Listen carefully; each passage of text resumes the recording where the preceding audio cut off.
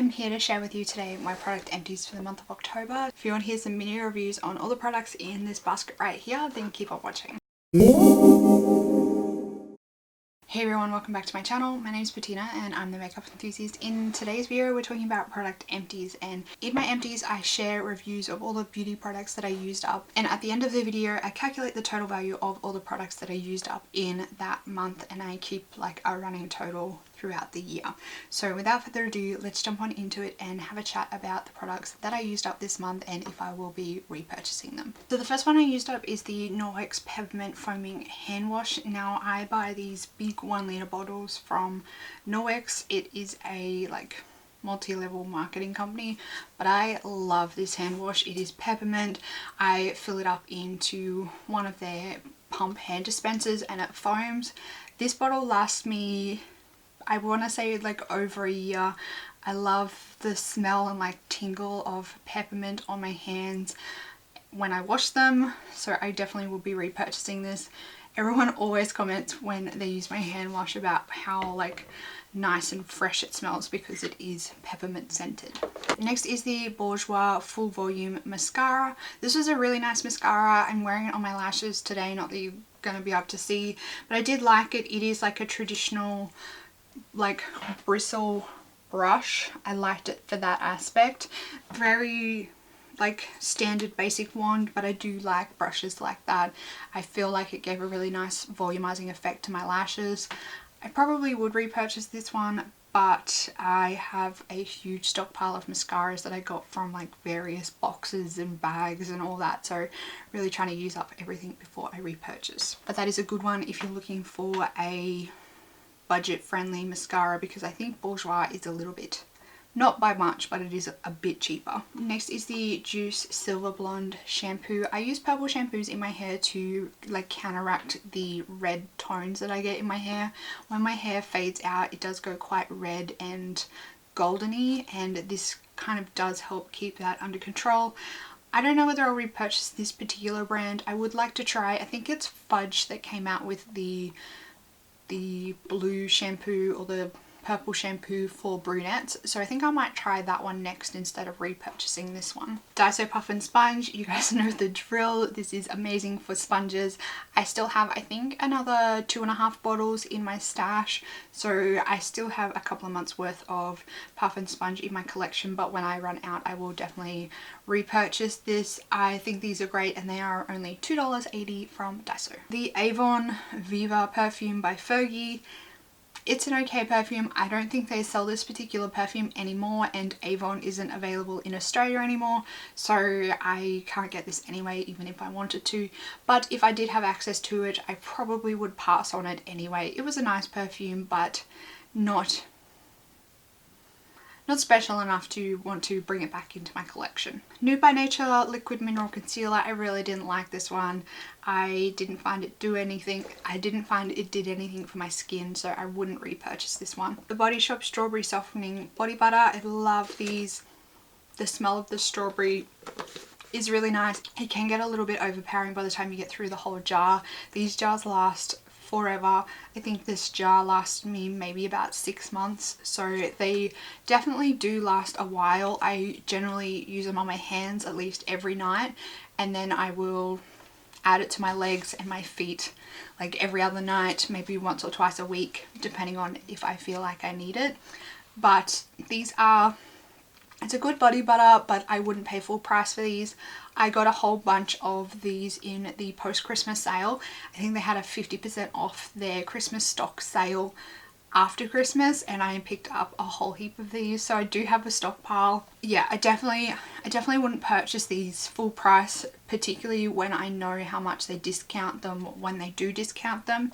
I say this every time I use up a Body Shop product, but that's the truth, and I just like to remind you guys that I do think the Body Shop has good products, but I don't think they're worth the prices, and they have sales occasionally, so wait for a sale. Body Shop Vanilla Pumpkin Shower Gel. I went through this so quickly because I really didn't like it, so I wanted to get it done and dusted because I really didn't like it. This reminded me of my, like when my mum made fresh custard at Christmas time, and it kind of set and like congealed a little bit. Imagine that in a shower gel and like you're rubbing it all over your body, so the smell and the texture. I found it so weird. I really didn't enjoy the experience. I don't know, that's what I could think about. That's what I thought about every time I used this. The color of it, the consistency of it, the smell of it. It just felt like I was rubbing like congealed custard all over my body, and I really didn't like it. And same rule applies for that as the other one about the Body Shop prices. The next is the Good Molecules Wake Up Eye Serum. I got this in my Beautylish lucky bag that I got at the start of this year. This one lasted me a fair while. It is a 30ml bottle. There is still a bit in here, but I just can't get it out of the bottle, so I'm calling it quits on it. Actually, there's now some in the thing. I don't know how that got in there, so I'm gonna use that before I throw this out. I will show you that the packaging on these products seems to be not the best quality because the dropper on the cap actually broke off. So yeah, I don't know. I feel like it definitely didn't, the product definitely wasn't airtight after it broke, and I tried to get through it a little bit quicker after the dropper broke, but this bottle did last me a very long time. I think it's a good value for the size. I think these are like $12 each, so it is a good value. It's a good size. It lasts you ages because it is an eye serum, and I was only using this in the mornings.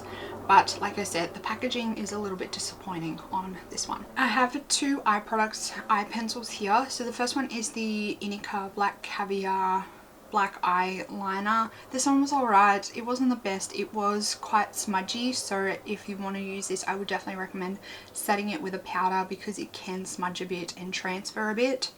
And then the NYX Wonder Pencil in Light. This one is like a skin tone color eyeliner, so if that's something that you're into and you like that look, I would recommend this because they are quite cheap, the NYX pencils. Benefit Dandelion blush. This was a deluxe sample that I used up. I really liked this blush. I thought it looked really nice on my really pale complexion. I think this blush goes really well with those that have a lighter skin tone. It's quite a subtle touch to the skin. I'm not even telling you what I would repurchase. I definitely wouldn't repurchase this one. I don't know about this one because it is from Beautylish, so it is in US dollars, so it does work out to be like $20 for us. So it's a nice serum, but considering the packaging is a bit dodgy, I probably would skip on repurchasing this one. I wouldn't repurchase either of the eye pencils. And then the Benefit blush. I really like this blush, but I really don't like the box packaging that the Benefit blushes come in, so I probably would give this one a miss on buying the full size. I have 4 more products here. First is the Pi Back to Life Hydrating Serum. This was a little sample. This was alright, but I think if I was going to get like a hydrating product, I probably would just stick with my oils that I use overnight time. The Tatcha, the water cream, I really didn't like this product. Comparing this to the last Tatcha product that I used up, which was the silk cream, I loved the silk cream. I found it was a really nice, luxurious experience, and it left my skin feeling really nice and soft. I felt like this left my skin feeling like it was missing some more hydration, like it wasn't enough for my skin. I just didn't like the way my skin felt after using this one, so I definitely wouldn't purchase this one again. I think if you had super oily skin, this would probably be enough for you, but I feel like to keep my skin in a nice balance, I have found that I need to have like a good balance of moisturization in my skin, otherwise it does kind of freak out if I really strip it down. And I definitely feel like that wasn't enough for me. The Buxom Full On Lip Cream in White Russian. This is a nice lip gloss, but I don't know whether it's really worth the price. I think these are quite expensive in the full size. It's a nice texture on the lips. It has a bit of a tingly feeling. I don't think you can get Buxom lip glosses in Australia. Those I can't even purchase it if I wanted to. It's a nice colour. I don't know, if you like a nice kind of light pale pink milky colour on your lips, check it out, but I wouldn't repurchase it because I have a crap load. I have an absolute crap load of lip glosses in my collection that I need to get through first. And the last product is my small victory for my project pan for October, and that is my MAC Painterly paint pot. I used this one up. Finally, this pot took me forever to use up. I have been using this for, I want to say, a solid 9.5 months straight. And a little bit of use before I rotated this into my project pan. So these paint pots take you absolutely forever to use up. They are really good value. I think a paint pot in Australia is about $30, so you definitely do get your money's worth. It's just a really long-term commitment, long-term relationship product that you need to consider before you get into that relationship, because it will take you forever to get through one of these. I don't think I'll repurchase this anytime soon, maybe sometime in the future, but I do have a few other eyeshadow bases and primers that I want to use up first before I even think about getting another one of these and committing myself to another like 12 months of the one eyeshadow primer.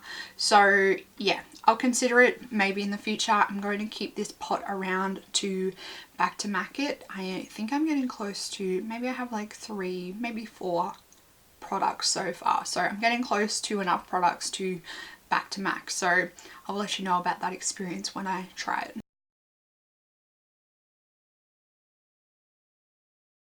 So that's it. Those are all my empties for the month of October. Make sure you let me know down in the comments box what products you managed to use up in October and what your favorite product was. Don't forget to give this video a big thumbs up if you liked. Also, if you're new around here and you love product empties, I hope you'll consider subscribing down below so you can keep up to date on all my videos that I do monthly with my empties.